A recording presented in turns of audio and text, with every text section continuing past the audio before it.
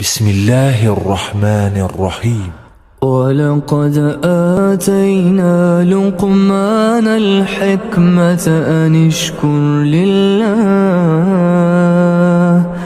ومن يشكر فإنما يشكر لنفسه ومن كفر فإن الله غني حميد. وإذ قال لقمان لابنه